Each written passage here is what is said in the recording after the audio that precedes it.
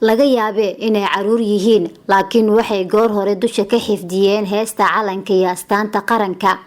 tanina waa qayb ka mid ah diyaargarowgooda la xiriira xuska maalmaha xurriyadda.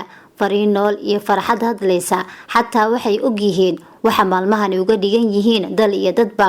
سيان عبد الناصر وحاء الدوالدينا تدواتك حرية فرحت بينا نويبوك طماطة حشمنا نوتا سومالي وحاليا إلى نادا عمران أحمد حسن وفرحت بينا ودوالدينا تدواتك حرية سومالي وحاليا قولي wax badan kama sheegi karaan wixii la soo maray mana oga nooca mustaqbal ee sugaya marka ay weynaadaan.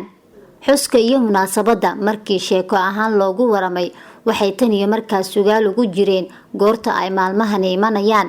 marka loo eego Fartuuna Cali oo ah maamulaha xanaanada caruurta Amal. والله aad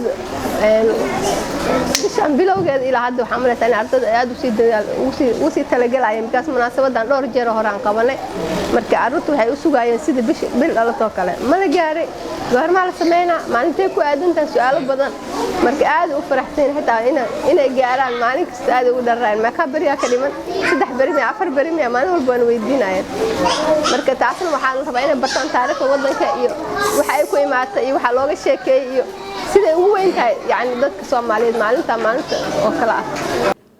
mana ahan oo kaliya maamulka xanaanada kuwa qura ee goor hore fahmay buseelka ay caruurtu u qabaan dabaaldega iyo xuska maalmaha xurriyadda.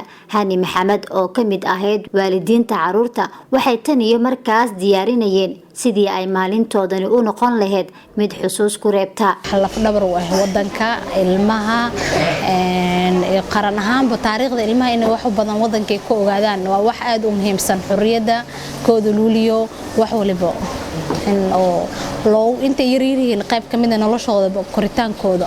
Thomas Jefferson oo kamid ahaa aabayaashii helay dalnimada Mareykanka wuxuu leeyahay hadafka ugu weyn oo ay dawladdu u taagan tahay waa sidii ay ugu raaxeen lahayd ummadeeda waana midda ay caruurtani calanka u lulayaan sidii ay ku hanan lahaayeen.